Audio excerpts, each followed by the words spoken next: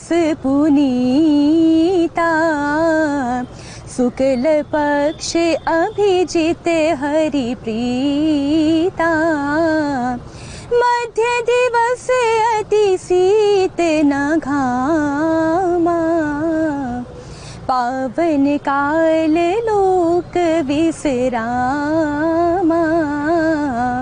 रामचरितमानस की इन चौपाइयों में तुलसीदास जी कहते हैं, पवित्र चैत्र का महीना था, नवमी तिथि थी, शुक्ल पक्ष और भगवान का प्रिय अभिजीत मुहूर्त था।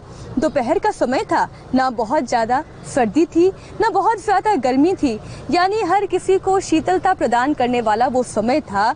वह पवित्र समय जब लोगों को चाहे वो स्वर्ग लोक हो, पृथ्वी लोक हो, पाताल लोक हो, हर लोक को शांति देने वाले का जन्म हुआ था, श्री राम लला का जन्म हुआ था। आज श्री राम लला के जन्म उत्सव का दिन नहीं है, आज रक्षाबंधन का दिन है, रक्षाबंधन का पर्व है। लेकिन आज अयोध्या जिस तरीके से सज रही है, जिस तरह से तैयार हो रही है, उसे देखकर ऐसा ही लगता है जैसे मानो आज ही प्रभु श्री राम का जन्म हुआ हो। कुछ तस्वीरें हम आपके सामने रख रहे हैं। भगवान श्री राम की नगरी अयोध्या, जहां पर 365 दिन और 24 घंटे तक लगातार श्री राम की गूंज होती रहती है। आज उस अयोध्या की तस्वीर कुछ बदली बदली सी नजर आती है। आज अयोध्या अपने आराध्य भगवान राम के मंदिर का इंतजार खत्म करते हुए उसको चरितार्थ होते देखना चाह रहे हैं और होते देखेंगे भी, क्योंकि 5 अगस्त को दोपहर 12:30 बजे प्रधानमंत्री मोदी के हाथों मंदिर का शिलान्यास होगा। भूमि पूजन का पूरा अनुष्ठान शुरू हो चुका है। ये 109 दिनों का अनुष्ठान है और 5 अगस्त को इस भूमि पूजन के साथ ही ये अनुष्ठान संपन्न होगा। गर्भगृह के अंदर पांडाल की तस्वीरें हम आपको दिखा रहे हैं। गणेश स्तुति से इस भूमि पूजन की शुरुआत हुई है और आप जिस जगह को देख रहे हैं उस जगह तक पहुंचने के लिए आपको बहुत सारे पुलिस की बैरिकेड से होकर गुजरना पड़ता था। हालांकि जब तक प्रधानमंत्री नरेंद्र मोदी का ये पूरा कार्यक्रम है, आज भी वहाँ पर बैरिकेड्स है, छावनी पूरी अयोध्या बन गई है। लेकिन जब यहाँ पर भव्य राम मंदिर बन जाएगा तो फिर यहाँ की दिशा, यहाँ की दशा, यहाँ की सुंदरता सब कुछ इतनी अनुकूल हो जाएगी कि आपको किसी भी तरीके की बाधाओं का सामना करना नहीं पड़ेगा। ये राम मंदिर बन जाने से, प्रभु श्री राम का मंदिर बन जाने से ये भव्य मूर्त जो हमें दिखाई देगी, उसके बाद तो ये पूरी अयोध्या नगरी दरअसल एक पर्यटन स्थल के रूप में भी तब्दील हो जाएगी और वही तैयारी मुख्यमंत्री योगी आदित्यनाथ ने भी की है। लेकिन आपको मैं अपने सहयोगी पवन नारा की एक एक्सक्लूसिव रिपोर्ट दिखाती हूँ। ये रिपोर्ट आई है राम मंदिर की कार्यशाला से। देखिए जरा इस रिपोर्ट को। ये राम जन्मभूमि मंदिर की कार्यशाला है, जहां वर्षों से पत्थरों की कढ़ाई हो रही है, खुदाई हो रही है, तराशे जा रहे हैं और यहाँ अब जश्न का माहौल है। ये द्वार बनाया गया था, कुछ इसी तरह के पिलर आपको भगवान श्री राम के मंदिर में दिखाई देंगे। ये द्वार कार्यशाला का द्वार है और अब आज जश्न का माहौल कुछ ऐसा है कि यहाँ राम के भजनों की धुन है। बड़े स्तर पर यहाँ भजन सुनाए जा रहे हैं, बड़े स्तर पर यहाँ राम स्तुति की जा रही है। इतना ही नहीं, दूर दूर से लोग आ रहे हैं। हमारे साथ एक शख्स हैं जिन्होंने 1.25 लाख का प्रण लिया है। क्या प्रण है आपका? जी, मैं ऋषि शंख महाराज जी का वंशज हूँ। मेरा नाम शंख श्री वल्लभ है, हैदराबाद से हूँ। भूमि पूजन के पहले 11,000 बार शंखनाद होगा और मंदिर निर्माण के पहले 1.25 लाख बार शंखनाद का संकल्प है और 20-25 साल से शंख सेवा निरंतर चालू रहता है। तो इनके होठ आप देख सकते हैं, होठ पर निशान पड़ गए हैं। हमारे लिए शंख बजा पाएंगे आप एक बार? जी।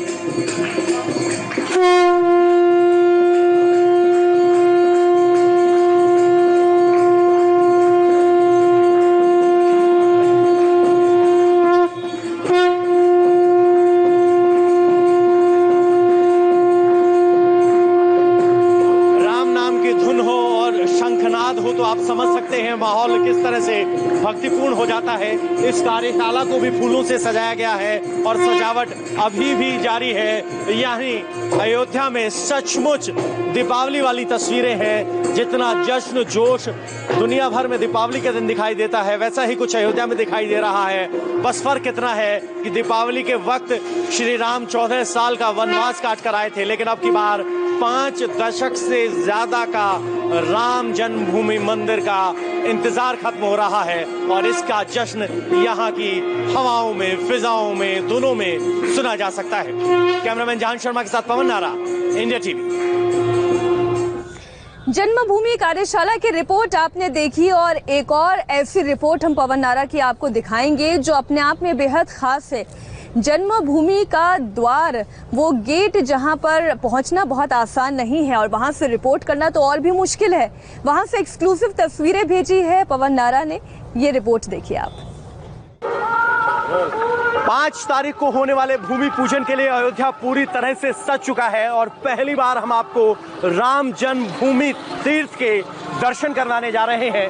ये जो द्वार है आज से पहले आपने नहीं देखा होगा, पहली बार आप देख लीजिए। ये राम जन्मभूमि का द्वार है जिसे यहाँ केसरिया रंग में सजाया गया है। साथ ही पोस्टर लगा है नरेंद्र मोदी के कर कमलों द्वारा, मोहन भागवत, आनंदीबेन पटेल, महंत नृत्य गोपाल दास और योगी आदित्यनाथ की उपस्थिति में ये तस्वीरें आप पहली बार देख रहे हैं। राम जन्मभूमि का द्वार। आपको बता दें कि इस वक्त यहाँ गणेश पूजा की शुरुआत हो चुकी है। कल राम स्तुति होगी और 5 तारीख को प्रधानमंत्री नरेंद्र मोदी यहीं राम जन्मभूमि में चांदी की ईंट रखकर शिलान्यास समारोह में शामिल होंगे। इस पूरे समारोह में 250 लोगों को न्योता भेजा गया है और न्योता भी पीले रंग, पीतांबर रंग के पैम्फलेट पर न्योता छापा गया है जिसमें प्रधानमंत्री नरेंद्र मोदी की मौजूदगी का जिक्र है। और ये तस्वीरें आप इंडिया टीवी पर पहली बार देख रहे हैं।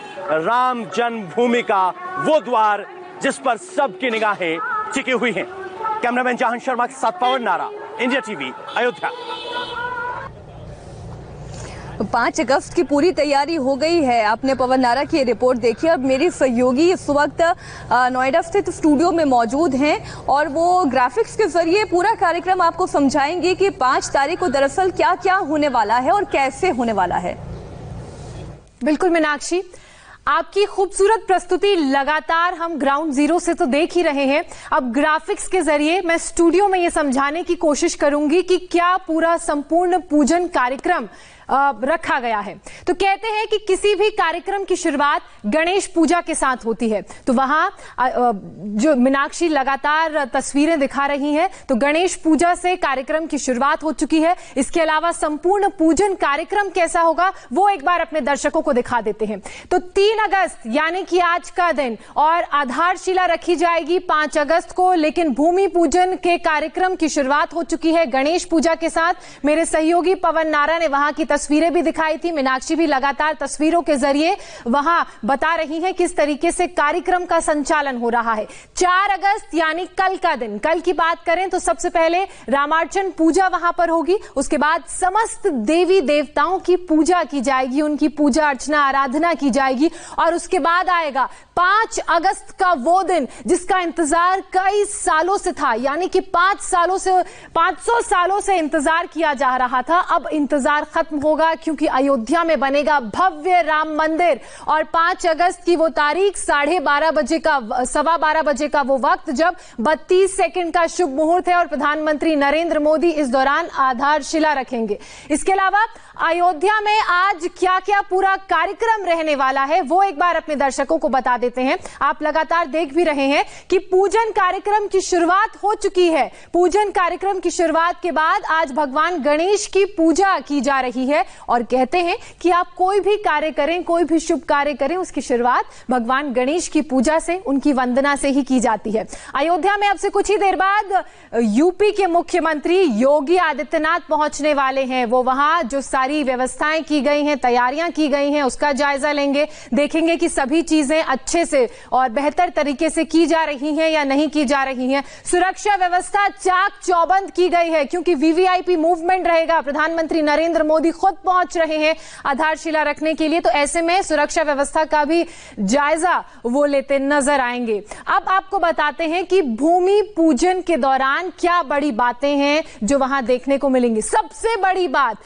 कोरोना काल में बहुत ही कम संख्या में लोगों को न्योता भेजा गया है और लगातार इस सूची को छोटा करके अब 170 मेहमान वहां पर पहुंचेंगे जो भूमि पूजन में शामिल होंगे। इसके अलावा आपको यह भी बता दें कि मेहमानों को एक खास तरह का सिक्योरिटी कोड दिया जाएगा, यानी कि उस कोड के इस्तेमाल के साथ ही वो अंदर एंट्री ले सकते हैं। और एक और बात जो बहुत ही ध्यान देने वाली है वो ये कि अगर एक बार मेहमान कार्यक्रम में प्रवेश करते हैं, उस जगह में प्रवेश करते हैं जहां यह कार्यक्रम होगा, तो दोबारा बाहर निकलने के बाद उन्हें एंट्री नहीं मिलेगी क्योंकि कोरोना चल रहा है। कोरोना काल के बीच ये भूमि पूजन का कार्यक्रम हो रहा है, तो ऐसे में उन सभी सावधानियों का ख्याल रखा जा रहा है। सोशल डिस्टेंसिंग का यहां पर ख्याल रखा जा रहा है और 6 फीट की दूरी बहुत जरूरी है।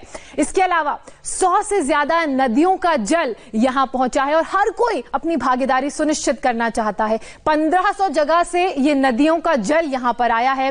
कैलाश मानसरोवर की बात करें, श्रीलंका से जो जल आया है उसकी बात करें, ऐसे तमाम पवित्र स्थान हैं, स्थल हैं जहां से मिट्टी और जल लाया गया है और हर कोई भारत के अलग अलग राज्यों से और अलग अलग जो जगहें हैं, पवित्र धाम है, वहां से जल और मिट्टी लाई गई है। अब आपको बताते हैं कि जो मंच वहां पर बनाए जा रहे हैं, बनाए गए हैं, उन मंच में कौन कौन होगा।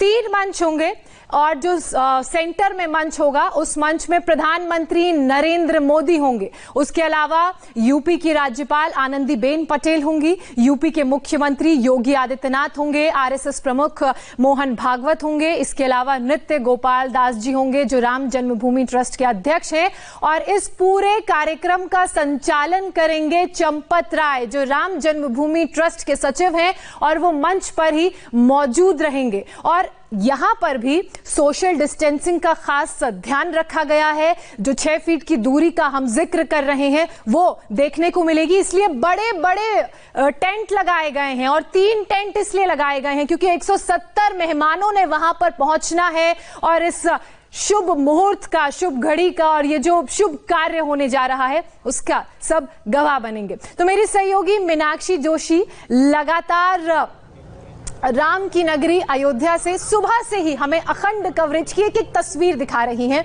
एक बार फिर से मीनाक्षी का रुख करेंगे। मीनाक्षी, बहुत बहुत शुक्रिया ज्योत्सना, आपने बहुत अच्छे तरीके से पूरे कार्यक्रम का विवरण दिया, कौन कौन मेहमान होने वाला है, किस तरीके से तैयारी की जाएगी। गणेश पूजा के साथ ये अनुष्ठान शुरू हो चुका है, बस इंतजार 5 अगस्त का है जब प्रधानमंत्री नरेंद्र मोदी अयोध्या पहुंचेंगे और यहाँ पर भूमि पूजन करेंगे और फिर जिस तरीके से भव्य राम मंदिर का निर्माण होगा वो तो पूरी दुनिया देखेगी और वही देखने के लिए, वही समझने के लिए, राम की महिमा को जानने के लिए, इस अयोध्या की महिमा को समझने के लिए हमारे साथ मेहमान जुड़े हुए हैं। हमारे साथ प्रभंजनानंद जी महाराज हैं, बहुत ही सुंदर तरीके से वो कथा का वाचन करते हैं, राम प्रभु की महिमा भी समझाते हैं।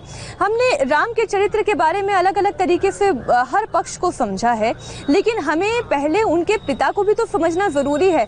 हम जब दशरथ की बात करते हैं, दशरथ जी के बारे में तुलसीदास जी ने लिखा है, 10 दिशा रथ जाए, मतलब जिनका रथ 10 दिशा में जाता है, ऐसे दशरथ राजा हुए जिन्होंने अयोध्या नगरी पर राज किया। जरा ये कहानी भी तो बताएं दर्शकों को। जी जी, वस्तुतः अयोध्या को अगर हम आध्यात्मिक दृष्टिकोण से देखें तो अयोध्या का तात्पर्य होता है युद्धम न भवत इति अयोध्या। जहाँ पर युद्ध न हो, जहाँ वध न हो, जहाँ हिंसा प्रतिहिंसा न हो, वही है अयोध्या। और ऐसे अयोध्या में दशरथ रूपी साधक निवास करता है। वो दशरथ कहा जाता है जिसने 10 इंद्रियों पर विजय प्राप्त कर लिया है। आज हम सब चाहते हैं कि भगवान श्री राघवेंद्र हमारे जीवन में आए, हमारी बहुत इच्छा होती है कि हमारे आंगन में आए, लेकिन पहले हम अपने जीवन को दशरथ और कौशल्या के जैसे बना लेवे। जो 10 इंद्रियों पर विजय प्राप्त करने वाला है वही दशरथ हो सकता है। आज हम अपने आंखों पर विजय नहीं प्राप्त किए हैं, आज हमने अपने कानों पर विजय प्राप्त नहीं किया, आज हमने अपनी जिह्वा पर विजय प्राप्त नहीं किया। हम भगवान के नाम का जाप न करके अनर्गल प्रलाप करते रहते हैं। कहा जाता है कि किसी भी मेहमान को अगर बुलाना हो तो बुलाने से पहले उस मेहमान की व्यवस्था अच्छी होनी चाहिए, बैठने की व्यवस्था होनी चाहिए। लेकिन हमारा हृदय ही जब साफ नहीं है तो हम कैसे भगवान को पधरा सकते हैं। इसीलिए एक पंक्ति में गा करके आपने इतनी सुंदर बात की कि इससे मुझे हाँ जी प्लीज जी गाइए। कि हमने आंगन नहीं बुहारा, कैसे आएंगे भगवान, कैसे आएंगे भगवान। चंचल मन को नहीं संवारा, चंचल मन को नहीं संवारा, कैसे आएंगे भगवान, कैसे आएंगे भगवान। हृदय हमारा पिघल न पाया जब देखा दुखियारा, किसी पंथ भूले को हमने दिया नहीं सहारा।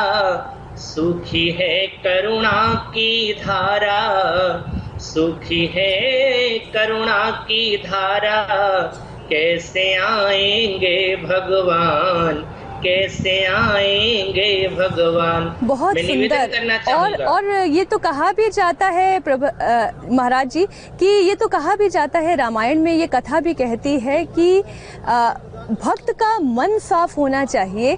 भगवान जो है वो मन के भाव से मोहित होते हैं। आप उन्हें सोना, चांदी, हीरा, मोती, पन्ना आप कितना भी अर्पण कर दें, कितनी भी सुख सामग्री उनके सामने रख दें, लेकिन अगर आपके मन के भाव ही नहीं हुए प्रभु को मोहने वाले, अब सबरी के बेर, भगवान ने वो झूठे बेर खाए। क्यों? क्योंकि वो सबरी के मन का भाव था, वो उनकी आत्मा का भाव था, जिससे प्रभु श्री राम मोहित हो गए।